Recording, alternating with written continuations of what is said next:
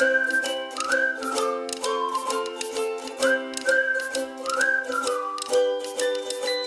बच्चों, today we will learn class 8th Hindi model question paper set first. बच्चों, इस video में हम लोग कक्षा 8वीं हिंदी के model question paper set first को पढ़ेंगे और समझेंगे। बच्चों, इस ईयर क्या होगा, आप लोग के लिए ना कक्षा 8वीं हिंदी के लिए आप लोग के लिए 3 मॉडल क्वेश्चन पेपर लेकर के आया जाएगा हिंदी का। आप लोगों को करना क्या है, आप लोग सबसे पहले ना कक्षा 8वीं हिंदी का जो 4 मॉडल क्वेश्चन पेपर है ना लास्ट ईयर का, आप लोगों को पहले उसको पढ़ना है। उसमें बच्चे क्या है, इंपॉर्टेंट क्वेश्चन है जो कि आपके एग्जाम में आ सकते हैं। और फिर क्या करना है, आप लोग को इस मॉडल क्वेश्चन पेपर को पढ़ना है और समझना है। तो चलिए बच्चे, हम लोग क्या करते हैं, सेट फर्स्ट को पढ़ना स्टार्ट करते हैं और समझते हैं। तो कुछ कुछ बातें पता होनी चाहिए आप लोगों को सेट को पढ़ने से पहले और आप लोग को एग्जाम देने के पहले। तो पहला आप लोग को इंपॉर्टेंट बात ये पता होना चाहिए ना कि आप लोग को समय 3 घंटे मिलेंगे इस प्रश्न पत्र को हल करने के लिए। और साथ ही साथ आप लोग का मार्क्स रहेगा 80 मार्क्स का।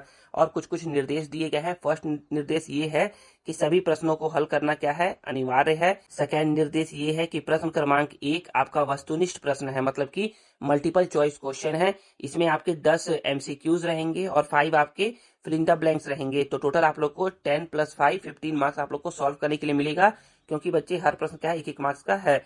फिर नेक्स्ट है बच्चे हमारा यहाँ पर प्रश्न क्रमांक 2 से लेकर प्रश्न क्रमांक 7 तक अति लघु उत्तरीय प्रश्न है। इसके लिए आप लोग को 2-2 अंक दिए जाएंगे। नेक्स्ट है हमारा प्रश्न क्रमांक 8 से लेकर के प्रश्न क्रमांक 12 तक लघु उत्तरीय प्रश्न फर्स्ट है, जिसमें आप लोग को 3-3 मार्क्स दिए जाएंगे सॉल्व करने के लिए। मतलब उत्तर लिखने पर आप लोगों को 3 अंक दिया जाएगा। यहाँ पर सॉल्व करने का मतलब ये है ना कि आप लोग को ना प्रश्नों का उत्तर लिखना है, ठीक है ना। नेक्स्ट है बच्चे हमारा यहाँ पर फिफ्थ इंस्ट्रक्शन प्रश्न क्रमांक 13 से 16 तक लघु उत्तरीय प्रश्न सेकेंड है। इसमें आप लोग को 4 मार्क्स दिया जाएगा। फिर नेक्स्ट है हमारा प्रश्न क्रमांक 17 और 18, इसको हम बोलते हैं दीर्घ उत्तरीय प्रश्न फर्स्ट। इसमें आप लोग को प्रत्येक प्रश्न को हल करके 5 मार्क्स मिलेगा।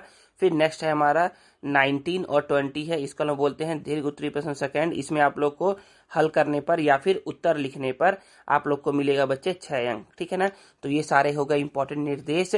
हम लोग क्या करते हैं, हम लोग अब वस्तुनिष्ठ प्रश्न, सबसे पहला जो क्वेश्चन है हमारा वो क्या है, वस्तुनिष्ठ प्रश्न है। इसमें सबसे पहले हम लोग पढ़ते हैं MCQs को सही विकल्प चुन करके लिखना है। तो नेक्स्ट है बच्चे हमारा फर्स्ट क्वेश्चन है हमारा उषा का विलोम शब्द। तो उषा मतलब बच्चे होता है भोर।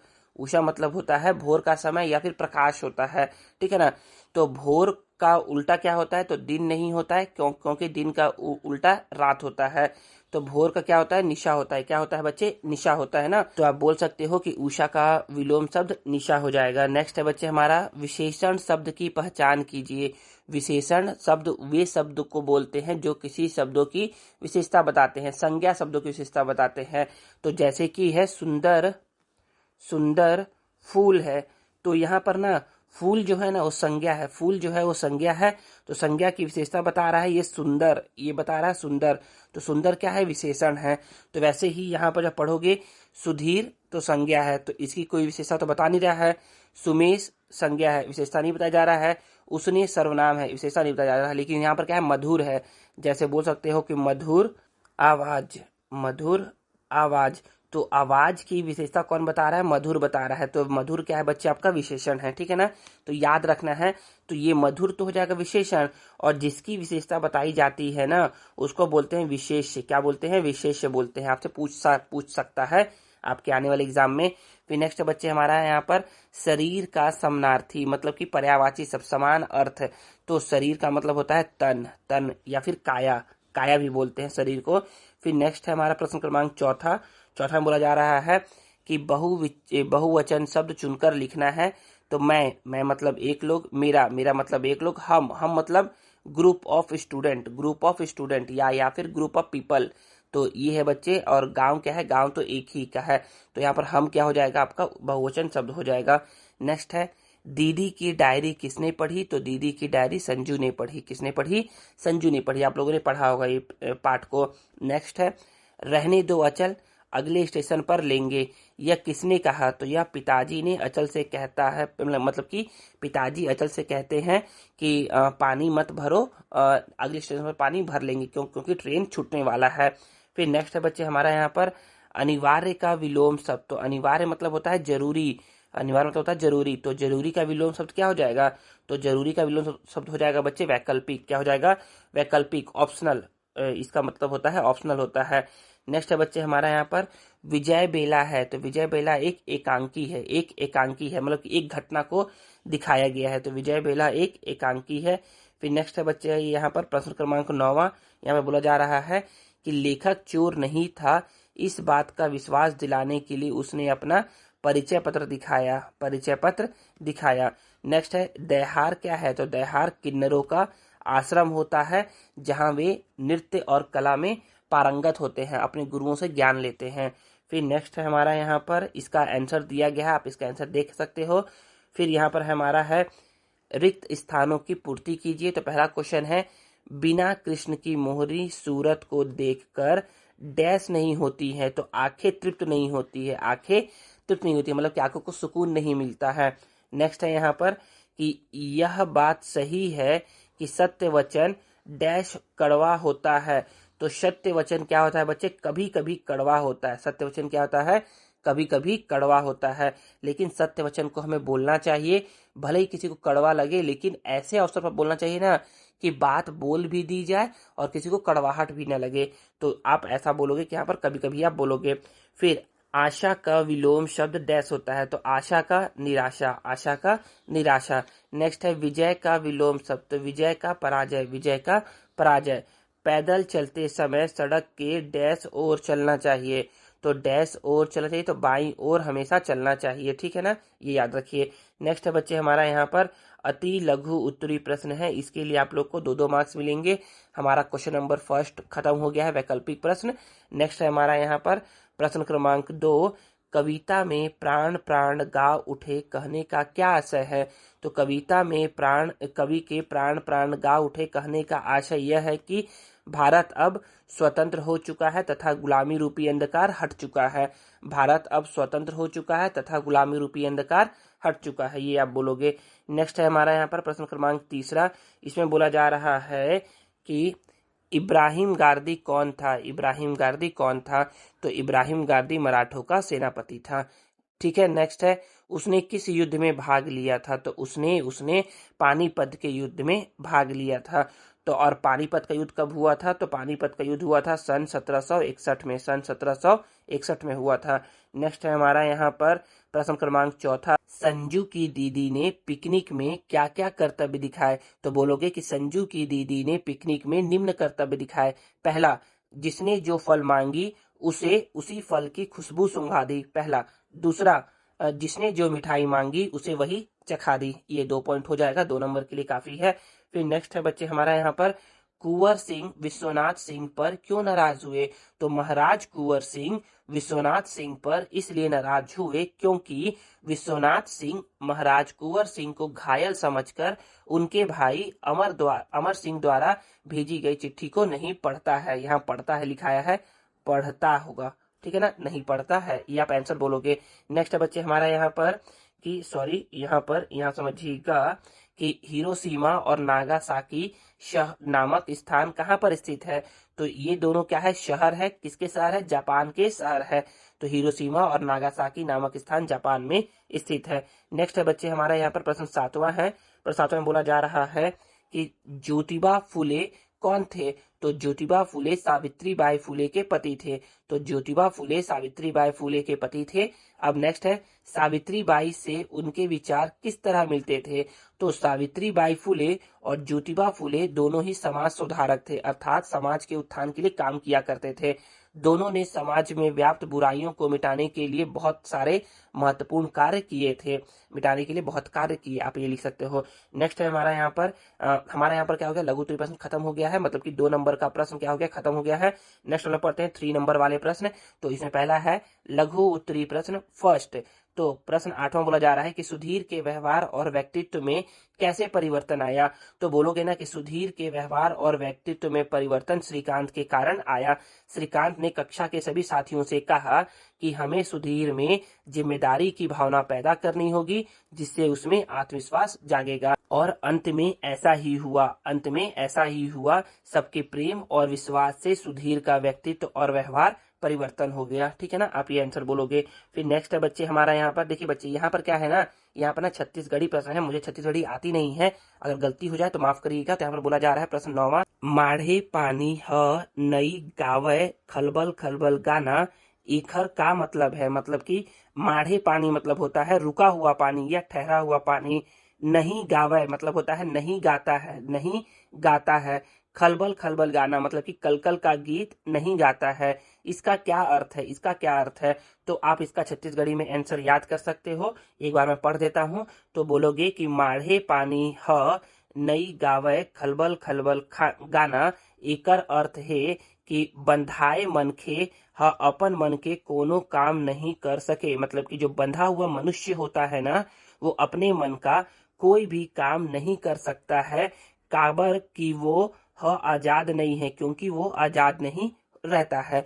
तो इसका आंसर आप बोल सकते हो कि ठहरा हुआ या रुका हुआ पानी का अर्थ है कि गुलामी में जकड़ा हुआ व्यक्ति अपनी मर्जी से कोई भी काम नहीं कर सकता है, क्योंकि वह आजाद नहीं होता है। नेक्स्ट है हमारा यहाँ पर, आई थिंक समझ में आ गया होगा आप लोगों को। नेक्स्ट है प्रश्न 10वां है। तो इसमें बोला जा रहा है कि चिड़िया अपने प्रवास के लिए क्या क्या तैयारियां करती है। तो चिड़िया अपने प्रवास से पहले अधिक मात्रा में खाना खाती है, ताकि चर्बी की एक तह सी जम जाए, तह सी बैठ जाता है, मतलब कि एक लेयर बैठ जाए, जिससे जिससे उनकी यात्रा में उनके शरीर को उससे ताकत मिलती रहे, ताकि वो लंबी दूरी की यात्रा तय कर सके। कुछ चिड़िया क्या करती है, अभ्यास करती है और झुंड बना करके उड़ना शुरू कर देती है, ताकि जब यात्रा का समय आए तो उन्हें कोई दिक्कत ना आए। फिर नेक्स्ट है हमारा यहाँ पर, कविता में किस तिथि को कालरात्रि कहा गया है और क्यों।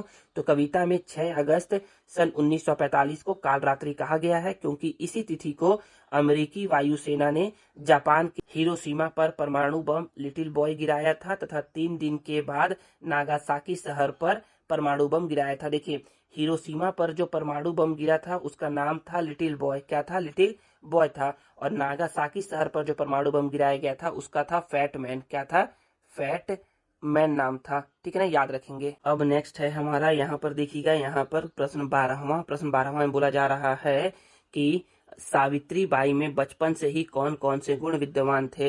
तो बोलोगे सावित्री बाई में बचपन से ही समाज सेवा, नेतृत्व क्षमता, धीरता, शूरता आदि आदर्श गुण बचपन से ही विद्यमान थे। ठीक है ना, ये आप बोलोगे।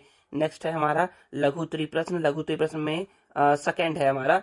अब हम लोग को मिलेंगे हर प्रश्न को हल करने का 4 मार्क्स, मतलब कि सही प्रश्नों का उत्तर देंगे तो हम लोग को 4-4 मार्क्स मिलते जाएगा। नेक्स्ट है हमारा प्रश्न 13वां, जो मैं नहीं बन सका शीर्षक पाठ में लेखक की इच्छा क्या क्या बनने की थी।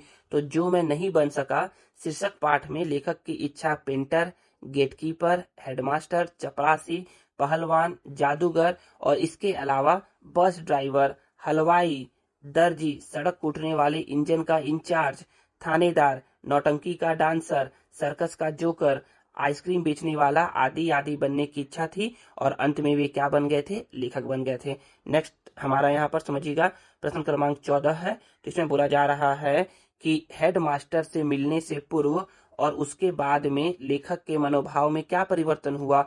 तो हेडमास्टर से मिलने से पूर्व लेखक हेडमास्टर के प्रति सम्मान एवं सज्जन व्यक्ति की परिकल्पना लिए पहुंचा था। मतलब कि जब लेखक हेडमास्टर से नहीं मिला था ना, तो उसके मन में हेडमास्टर के प्रति सम्मान एवं इज्जत की भावना थी, मतलब वो उनको सज्जन व्यक्ति समझ रहा था।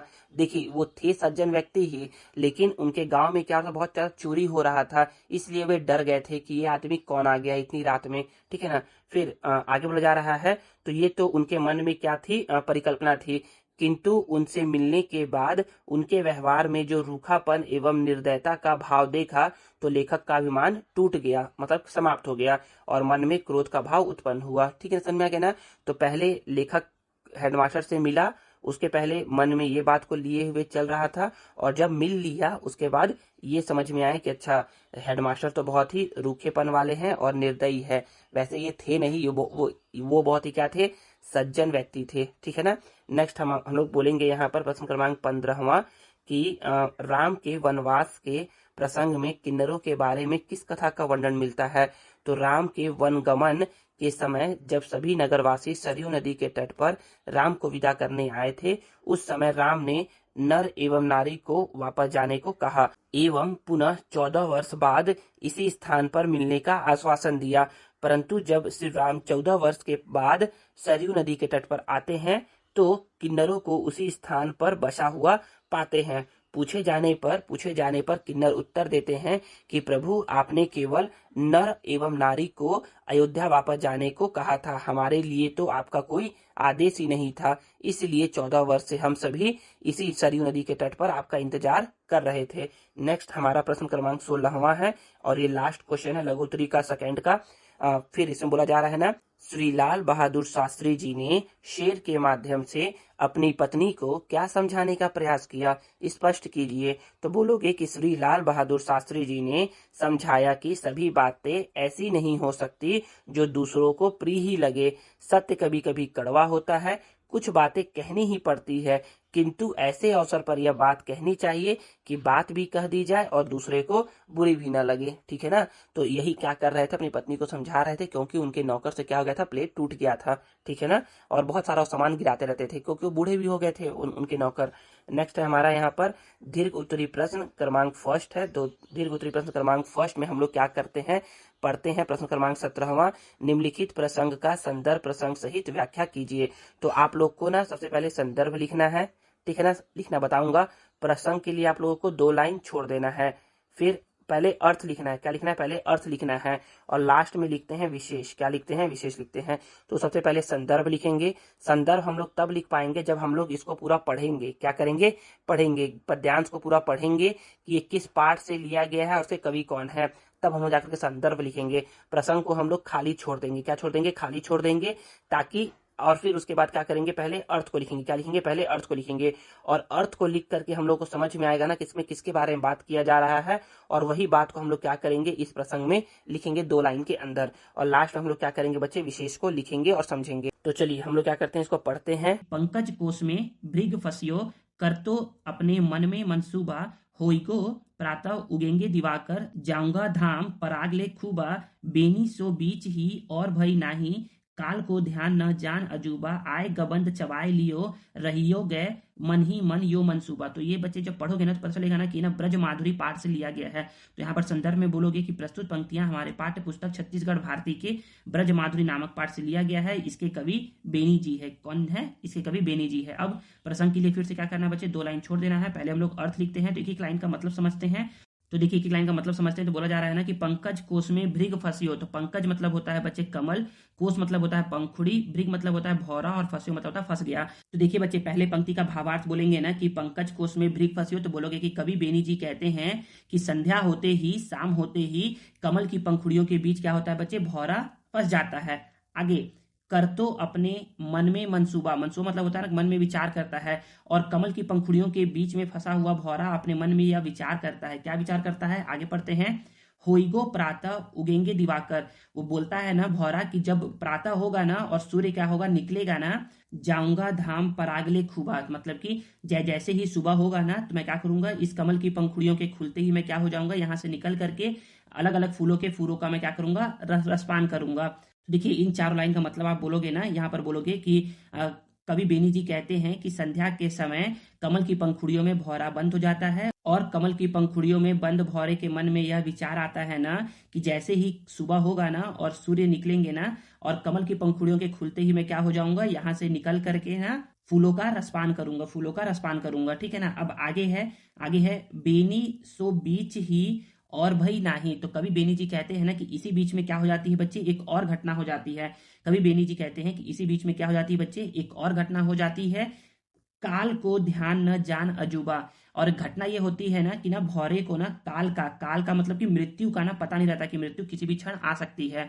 तो बोलोगे ना कि इसमें कोई आश्चर्य नहीं है ना कि उस भौरे को ना काल अर्थात अपनी मृत्यु का ध्यान नहीं रहता है। आए गयंद चबाए लियो, गयंद मतलब होता है हाथी, की ना सुबह होने के पहले ही क्या होता है बच्चे, हाथी आता है और उस कमल की पंखुड़ी में जो भौरा बंद था ना उसको क्या कर लेता है, वो उस कमल के फूल को वो चबा लेता है हाथी। रहीगो मन ही मन यो मनसूबा, और जो कमल के पंखुड़ियों में बंद भौरे के जो मन में मंसूबा था ना, मंसूबा मतलब कि इच्छा था, विचार था कि सुबह होगा और एक कमल की पंखुड़ी खुलेगी तो मैं क्या करूंगा, जाकर के फूलों का रसपान करूंगा। उसके मन में यह इच्छा दबी की दबी रह जाती है, अर्थात वह काल को नहीं जानता है और वह मृत्यु को प्राप्त हो जाता है।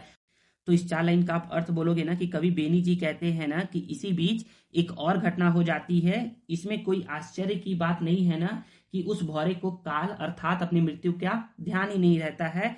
वहां एक हाथी आकर के उस कमल के फूल को चबा लेता है जिसमें वो भौरा बंद रहता है, और कमल की पंखुड़ियों में बंद उस भौरे के मन की इच्छा उसके मन में ही रह जाती है, अर्थात कमल की पंखुड़ियों में बंद भौरे की मृत्यु हो जाती है। तो यही बच्चे इसमें बोला गया है। अब इसमें बच्चे हम लोग अर्थ तो लिख लिए हैं, अब इसमें बच्चे प्रसंग क्या है। तो प्रसंग में बोलोगे ना कि देखिए अर्थ को पढ़ने से समझ में आया ना कि कवि ने क्या किया है, काल के समय के बारे में बताया है कि ना इंसान को ना पता होना चाहिए ना कि ना काल कभी भी आ सकता है, उसका मृत्यु कभी भी आ सकता है। तो यहाँ पर बोला ही गया है यही कि यहाँ पर बोला गया है ना कि इस पंक्ति में कवि ने काल से मनुष्य की अनभिज्ञता एवं काल की अनिवार्यता का वर्णन किया है कि ना मनुष्य कि ना मृत्यु कभी भी आ सकती है। या आप इसका एक और प्रसंग ये बोल सकते हो ना कि इस पंक्ति के माध्यम से कवि ने कमल की पंखुड़ियों में बंद फंसे भौरे के माध्यम से जीवन की नश्वरता को बताया है। आगे विशेष क्या है, तो कवि ने काल मृत्यु के सत्य का सुंदर उदाहरण दिया है, ये बोलोगे। अब नेक्स्ट है बच्चे इसका अथवा को पढ़ते हैं। अथवा को पढ़ेंगे तो इसमें बोला जा रहा है ना, चिटे चिटे चारों ओर चौकी चौकी परे त्यों ही, जहां तहां जब तक खटखट पात है, भाजन सो चाहत ग्वार ग्वालियन के कछु, डरनी डराने से उठाने रोम गात है, कहे पद्माकर सुदेखी दशा मोहन की, शेष हूँ महेश हूँ सुरेश हूँ सिहात है, एक पाए भीत एक पाए मीत कंधे पर, एक हाथ छिको एक हाथ दधी खात है। देखिए बच्चे, तो बच्चे जैसे ही आपने ये पद्यांश पढ़ा होगा आप लोगों को समझ में आया होगा ना कि ये किस चैप्टर से पूछा जा रहा है। तो बोलोगे ना कि संदर्भ में बोलोगे ना कि ना प्रस्तुत पद्यांश हमारी पाठ्य पुस्तक छत्तीसगढ़ भारती के ब्रज माधुरी नामक पाठ से लिया जा रहा है, और इसके जो कवि है ना बच्चे वो कौन है, पद्माकर जी है। अब प्रसंग के लिए क्या करना है, हम लोग को ऐसे ही 2 लाइन छोड़ देना है।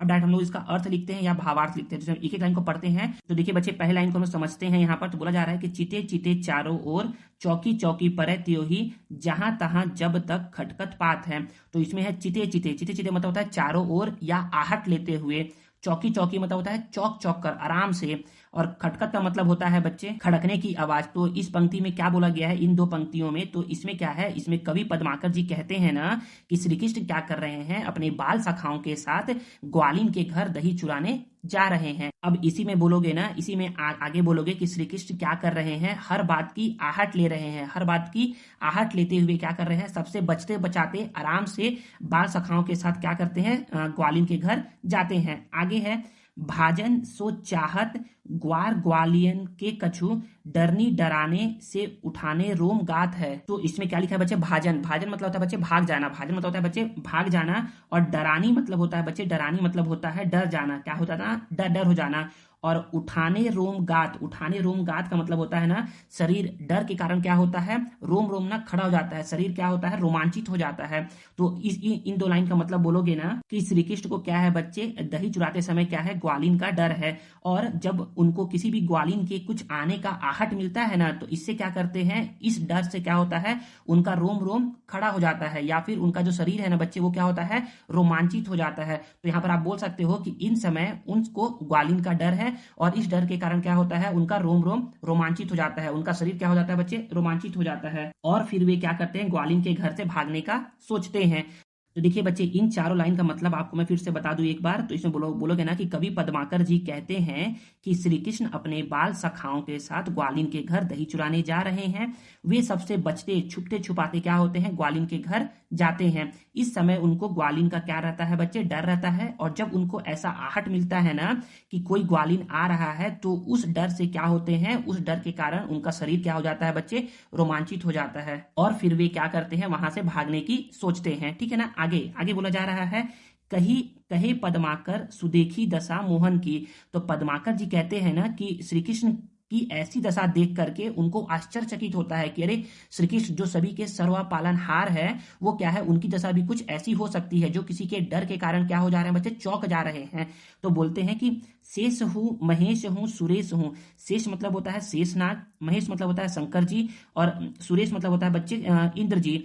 तो इसमें बोलोगे ना कि ना कवि पद्माकर जी कहते हैं कि श्री कृष्ण की ऐसी दशा देख करके वे आश्चर्यचकित हो जाते हैं। श्री कृष्ण जो सभी के पालनहार है, उन्हें ऐसा देख करके शेषनाग, शंकर जी और इंद्र जी क्या करते हैं, उनसे ईर्ष्या करते हैं। ईर्ष्या करने का मतलब है ना कि ना उनको ऐसा लगता है ना कि देखिए श्री कृष्ण कितनी अच्छी बाल लीलाएं कर रहे हैं और उनको ये सब करने का मौका नहीं मिला है। यही बच्चे बोलने का मतलब। तो बोलोगे ना कि कवि पद्माकर जी कहते हैं कि श्री कृष्ण की ऐसी दशा देखकर शेषनाग, शंकर जी एवं इंद्रदेव को भी उनसे ईर्ष्या होने लगती है। आगे बोला जा रहा है, एक पाए भीत, एक पाए मीत कंधे कांधे धरे। तो भीत मतलब होता है दीवार पर।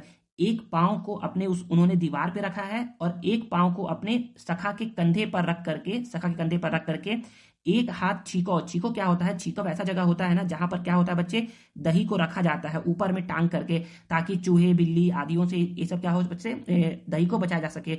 तो बोला जा रहा है कि एक हाथ छीको को, और श्री कृष्ण क्या करते हैं, एक पांव अपना दीवार पर और एक पांव अपना मित्र के कंधे पर रख करके उनका अपने हाथ को छीके तक पहुंचाते हैं और दूसरे हाथ से क्या करते हैं बच्चे, वो दही खाते हैं। तो बोलोगे ना कि श्री कृष्ण दही खाने के लिए क्या करते हैं, श्री कृष्ण दही खाने के लिए क्या करते हैं, अपने एक पांव को दीवार पर तथा दूसरे पांव को अपने मित्र के कंधे पर रख करके एक हाथ से दही के छीके को पकड़कर दूसरे हाथ से दही को खाते हैं। और यह सब देख करके कवि पद्माकर जी क्या कर रहे हैं बच्चे, खूब आनंदित हो रहे हैं या आनंद महसूस कर रहे हैं। ठीक है, आई थिंक आप लोग को समझ में आ गया होगा कि क्या मैंने बोलना चाहा है। तो बच्चे इसका इतना ही अर्थ है। तो हम लोगों ने अर्थ लिख लिया है। अब हम लोग लिखते हैं बच्चे प्रसंग। क्या लिखते हैं? प्रसंग लिखते हैं। तो इन सभी में क्या है बच्चे, श्री कृष्ण के बाल लीलाओं का बहुत ही सुंदर चित्रण किया गया है। यही इसमें बोलने का मतलब है। ठीक है ना। अब आगे देखते हैं बच्चे, आगे में विशेष लिखा हुआ है। इसमें विशेष में बोला जा रहा है ना कि दही चुराते हुए श्री कृष्ण की शरारत भरी लीला का सुंदर चित्रण किया गया है। ठीक है ना, आई थिंक आप लोग समझ में आ गया होगा। अब देखिए प्रश्न 18वां है हमारा, निम्नलिखित गद्यांश को पढ़कर पूछे गए प्रश्नों के उत्तर लिखिए। तो हम लोग को इसको पढ़ना है और जो प्रश्न पूछा गया है उसका उत्तर लिखना है।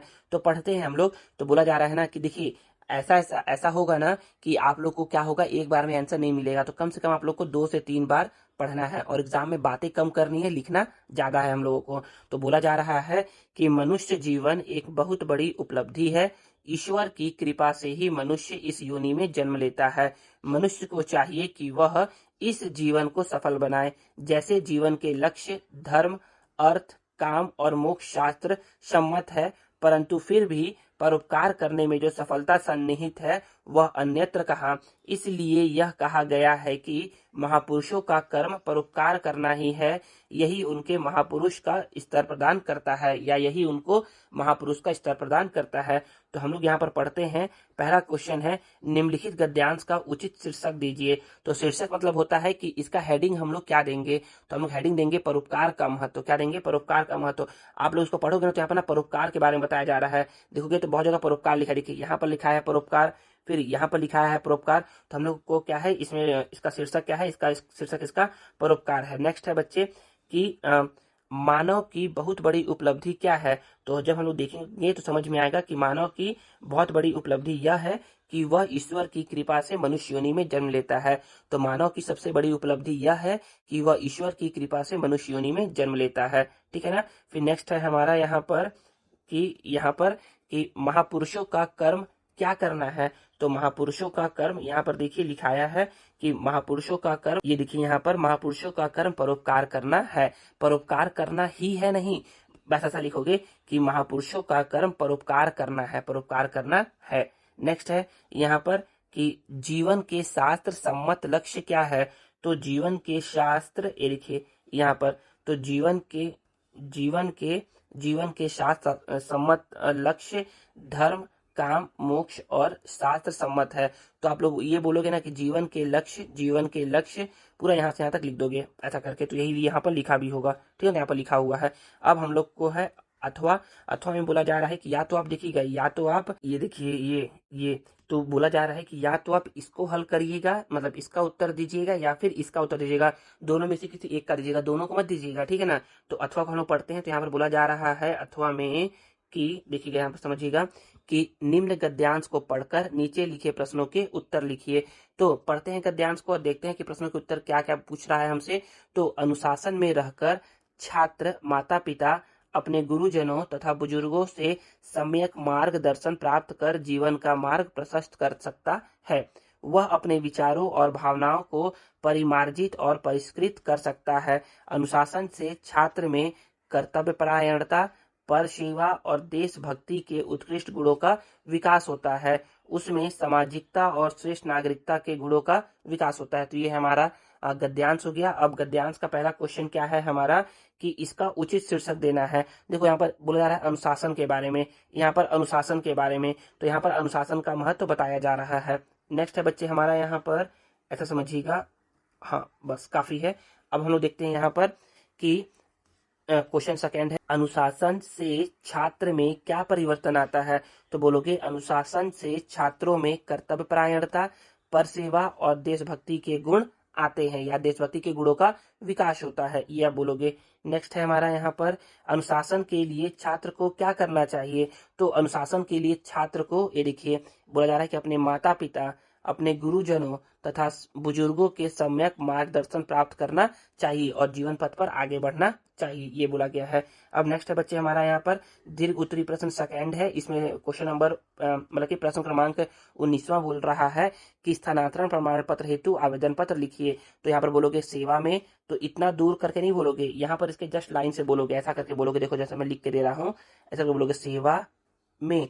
सेवा में के बाद यहाँ से लिखना चालू करोगे, यहाँ से, फिर यहाँ पर लिखोगे, ठीक है ना, ऐसा करके। तो सेवा में जो भी लिखना होगा आपको, सेवा में प्रधानाचार्य या फिर प्रधानाध्यापक जो भी, तो सेवा में प्रधानाचार्य महोदय, प्रधानाचार्य महोदय, फिर स्कूल का नाम, कोई भी स्कूल का नाम जो भी आप पढ़ते हो उस स्कूल का नाम भी लिख सकते हो, या फिर किसी और स्कूल का नाम जो कि आपको आसानी से लिख लो, उसको गलती मत लिखो। और यहाँ पर लिख दोगे आप कि वो है कहाँ, जैसे कि अंबिकापुर छत्तीसगढ़, मतलब कि अंबिकापुर के बाद ऐसे ब्रैकेट में छत्तीसगढ़ लिखोगे, ठीक है। फिर नेक्स्ट हमारा है यहाँ पर समझिएगा, फिर लिखेंगे विषय। विषय में बोला जा रहा है कि स्थानांतरण प्रमाण पत्र हेतु आवेदन पत्र, जो कि आप यहाँ पर लिख दोगे। फिर नेक्स्ट है बच्चे आदरणीय महोदय लिखते हैं, और उसके बाद बोलते हैं निवेदन है कि मैं आपके विद्यालय में या मैं आपकी शाला में कक्षा 8वीं अ ब स या कुछ भी, इसको लिख भी सकते हो नहीं भी लिख सकते हो, कि मैं आपकी विद्यालय में कक्षा 8वीं का छात्र हूँ या छात्रा हूँ। मेरे पिताजी का स्थानांतरण रायपुर से दुर्ग हो गया है, या फिर कहीं पर भी आप बोलोगे कि रायपुर से दुर्ग हो गया है। मेरा पूरा परिवार भी अब दुर्ग जा रहा है और मेरी आगे की पढ़ाई भी दुर्ग में ही संपन्न होगी। फिर नेक्स्ट लाइन से बोलोगे कि अतः आपसे निवेदन है कि मुझे मेरा स्थानांतरण प्रमाण पत्र जल्द से जल्द देने की कृपा करें, ताकि मैं दुर्ग के किसी अच्छे स्कूल में जल्द से जल्द एडमिशन करवा सकूं, तो या फिर दाखिला ले सकूं, ऐसा करके आप बोल सकते हैं। तो यहाँ पर पढ़ोगे आप तो समझ में आएगा कि यहाँ पर ऐसा ही कुछ लिखाया हुआ है। और फिर लास्ट में बोलते हैं हम लोग धन्यवाद और आपकी आज्ञाकारी शिष्य या शिष्या जो भी बोल सकते हो, ठीक है। तो आई थिंक आप लोगों को समझ में आ गया होगा कि कैसे लिखना है हम लोग को स्थानांतरण प्रमाण पत्र। तो अब यहाँ पर देखिए एक अथवा क्वेश्चन है। अथवा क्वेश्चन का मतलब ये है कि या तो आप ये ऊपर वाला क्वेश्चन लिखिए, मतलब कि या तो आप स्थानांतरण प्रमाण पत्र लिखिए, या फिर आप बीमार हो गए हैं तो उसके लिए आवेदन पत्र लिखिए। तो ये वाला आप बहुत बार लिखते आए हो, वैसे तो स्थानांतरण भी लिखते आए हो बहुत बार, तो आप दोनों में से कोई भी एक लिख सकते हो। तो यहाँ पर फिर से वैसे ही बोलोगे, यहाँ पर बोलोगे कि सेवा में बोलोगे जो बोला था लिखने के लिए, और कहाँ पे बोला हूँ, यहाँ पर लिखने के लिए बोला हूँ, ना कितना दूर लिखने के लिए बोला हूँ, वैसे लिखेगा। फिर विषय करके बोलेगा कि विषय के लिए क्या बोला जा रहा है, तो जो आपका क्वेश्चन था वही हो जाएगा विषय। फिर आदरणीय महोदय निवेदन है कि मैं आपकी शाला में कक्षा 8वीं अ ब स कहीं का भी आप बोल सकते हो कि मैं आपकी शाला में कक्षा 8वीं अ का छात्र हूँ। मुझे कल रात से ही तेज बुखार है, इसलिए मैं शाला आने में असमर्थ हूँ। डॉक्टर साहब ने मुझे मलेरिया बताया है और कुछ दिनों का अवकाश लेने का सुझाव दिया है या फिर आराम करने की सलाह दी है। अतः निवेदन है कि मुझे इतने तारीख से इतने तारीख तक अवकाश प्रदान करने की कृपा करें। धन्यवाद, आपका आज्ञाकारी शिष्य। जो भी नाम होगा बोल सकते हो, जरूरी नहीं कि आप यहाँ पर अपना नाम ही बोलो, आप किसी का भी नाम बोल सकते हो, ठीक है ना। नाम लिख भी सकते हैं और नाम नहीं भी लिख सकते हैं, लेकिन अगर क्वेश्चन में ही कुछ दिया रहेगा, क्वेश्चन में दिया रहेगा जैसे आपका नाम नवीन है, आप बीमार है और आपको अपने प्राचार्य को लिखना है एक आवेदन पत्र, तो यहाँ पर प्रधानाध्यापक नहीं लिखोगे, यहाँ पर लिखोगे प्राचार्य महोदय। क्या लिखोगे, प्राचार्य महोदय लिखोगे। और यहाँ पर आप दोगे नवीन नाम दोगे। क्या नाम दोगे, नवीन नाम दोगे। अगर इसमें बोला रहेगा तो, और नहीं बोला रहेगा तो अपने मन से आप किसी भी स्कूल का नाम, किसी भी और यहाँ पर कोई भी नाम दे सकते हो। फिर नेक्स्ट है बच्चे हमारा यहाँ पर लास्ट प्रश्न है, प्रश्न 20वां। इसमें बोला जा रहा है कि निम्नलिखित में से किसी एक विषय पर लगभग 150 से 200 शब्दों पर निबंध लिखना है। तो ये हमारा है लास्ट प्रश्न। इसमें क्या है बच्चे, इसमें आप लोग को 4 दिए गए हैं। तो आप लोग जो ये दिया गया है ना, जो ये यहाँ पर लिखाया हुआ, आप लोग इसको भी पढ़ सकते हैं, या फिर मैं क्या करूंगा आप लोग के लिए ना एक वीडियो का लिंक दे दूंगा, जिसमें मैंने क्या किया है बहुत ही इजी लैंग्वेज में पॉइंट वॉइस करके मैंने क्या किया है, वहां पर मैंने आप लोगों को दिखाया है कि कैसे कैसे आप लोगों को निबंध लिखना चाहिए पॉइंट वाइज में, ताकि आप लोग आसानी से उसको पढ़ पाओ और उसको इजीली लर्न कर पाओ। तो बच्चों यहाँ पर क्या होता है, यहाँ पर हमारा कक्षा 8वीं हिंदी का model question paper set first क्या होता है, ओवर होता है। आई होप आप लोग को ये वीडियो यूजफुल लगा होगा और आप लोग को आज कुछ नया सीखने को मिला होगा। अगर आप लोग को ये वीडियो यूजफुल लगा है और कुछ नया सीखने को मिला है ना, तो please please please please please इस वीडियो को लाइक कीजिए, कमेंट कीजिए और इसमें दोस्तों के साथ शेयर कीजिए और चैनल को सब्सक्राइब करना मत भूलिएगा। मिलते हैं नेक्स्ट वीडियो में। Thank you.